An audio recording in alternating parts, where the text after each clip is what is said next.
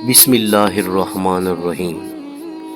ابراہیم خلیل اللہ کے بھتیجے حضرت سیدنا لوط علیہ السلام حضرت سیدنا ابراہیم علیہ السلام کے بھتیجے ہیں۔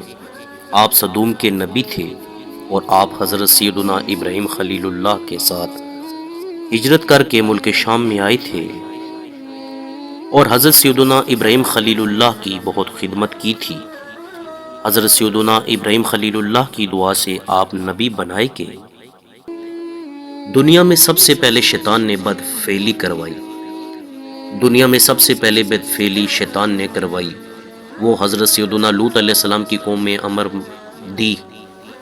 حسین یعنی خوبصورت لڑکے کی شکل میں آیا اور ان لوگوں کو اپنی جانب مائل کیا، یہاں تک کہ گندا کام کروانے میں کامیاب ہو گیا، اور اس کا ان کو ایسا چسکا لگا کہ اس برے کام کے عادی ہو گئے، اور نوبت یہاں تک پہنچی کہ عورتوں کو چھوڑ کر مردوں سے اپنی خواہش پوری کرنے لگے۔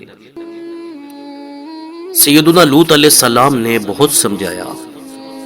حضرت سیدنا لوط علیہ السلام نے ان لوگوں کو اس فعل بد سے منع کرتے ہوئے جو بیان فرمایا، اس کو پارہ 8 سورہ احراف میں ان الفاظ میں ذکر کیا گیا ہے: کیا وہ بے حیائی کرتے ہو جو تم سے پہلے جہان میں کسی نے نہ کی؟ تم تو مردوں کے پاس شہوت سے جاتے ہو عورتیں چھوڑ کر، بلکہ تم لوگ حد سے گزر گئے۔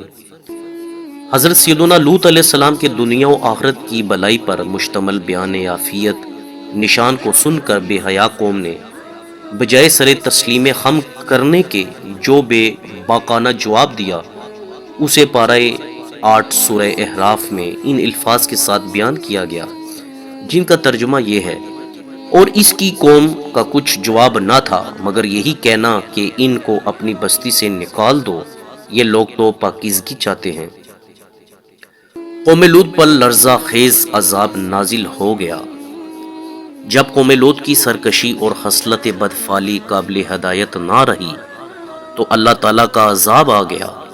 چنانچہ حضرت جبریل علیہ السلام چند فرشتوں کے ہمراہ امر رد حسین یعنی خوبصورت لڑکوں کی صورت میں مہمان بن کر حضرت سیدنا لوط علیہ السلام کے پاس پہنچے۔ ان مہمانوں کے حسن و جمال اور قوم کی بدکاری کی خصلت کے خیال سے حضرت سیدنا لوط علیہ السلام نہایت مشوش یعنی فکر مند ہوئے۔ تھوڑی دیر بعد قوم کے بدفعلوں نے حضرت سیدنا لوط علیہ السلام کے مکان عالی شان کا محاصرہ کر لیا اور ان مہمانوں کے ساتھ بدفعلی کے برے ارادے سے دیوار پر چڑھنے لگے۔ حضرت سیدنا لوط علیہ السلام نے نہایت دل سوزی کے ساتھ ان لوگوں کو سمجھایا، مگر وہ اپنے بد ارادے سے باز نہ آئے۔ آپ علیہ السلام کو متفکر اور رنجیدہ دیکھ کر حضرت سیدنا جبریل علیہ السلام نے کہا: یا نبی اللہ، آپ غمگین نہ ہوں، ہم فرشتے ہیں اور ان بدکاروں پر اللہ تعالیٰ کا عذاب لے کر اترے ہیں۔ آپ مومنین اور اپنے اہل و عیال کو ساتھ لے کر صبح ہونے سے پہلے اس بستی سے دور نکل جائیں، اور خبردار کوئی شخص پیچھے مڑ کر بستی کی طرف نہ دیکھے، ورنہ وہ بھی اس عذاب میں گرفتار ہو جائے گا۔ چنانچہ حضرت سیدنا لوط علیہ السلام اپنے گھر والوں کو اور مومنوں کو ہمراہ لے کر بستی سے باہر تشریف لے گئے۔ پھر حضرت سیدنا جبریل علیہ السلام اس شہر کی 5ویں یعنی 5 بستیوں کو اپنے پروں پر اٹھا کر آسمان کی طرف بلند ہوئے اور کچھ اوپر جا کر ان بستیوں کو زمین پر الٹ دیا۔ پھر ان پر اس زور سے پتھروں کا مینا برسا کہ قوم لوط کی لاشوں کے بیچ پر چخے اڑ گئے۔ عین اسی وقت جب کہ یہ شہر الٹ پلٹ ہو رہا تھا، حضرت سیدنا لوط علیہ السلام کی ایک بیوی جس کا نام وحیلہ تھا، جو کہ در حقیقت منافقہ تھی اور قوم کے بدکاروں سے محبت رکھتی تھی، اس نے پیچھے مڑ کر دیکھ لیا اور اس کے منہ سے نکلا: ہائے رے میری قوم، یہ کہہ کر کھڑی ہو گئی۔ پھر عذاب الہی کا ایک پتھر اس کے اوپر بھی گر پڑا اور وہ بھی ہلاک ہو گئی۔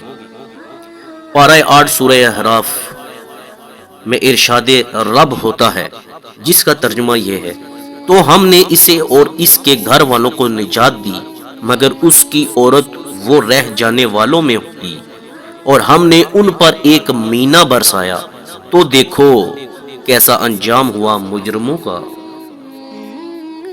بدکار قوم پر برسائے جانے والے ہر پتھر پر اس شخص کا نام لکھا تھا جو اس پتھر سے ہلاک ہوا۔ پتھر نے پیچھا کیا۔ حضرت سیدنا لوط علیہ السلام کی قوم کا ایک تاجر اس وقت کاروباری طور پر مکہ المکرمہ میں آیا ہوا تھا۔ اس کے نام کا پتھر وہیں پہنچ گیا، مگر فرشتوں نے یہ کہہ کر روک لیا کہ یہاں اللہ عز و جل کا حرم ہے۔ چنانچہ وہ پتھر 40 دن تک حرم کے باہر زمین و آسمان کے درمیان معلق یعنی لٹکا رہا۔ جو ہی وہ تاجر فارغ ہو کر مکہ المکرمہ سے نکل کر حرم سے باہر ہوا کہ وہ پتھر اس پر گرا اور وہیں ہلاک ہو گیا۔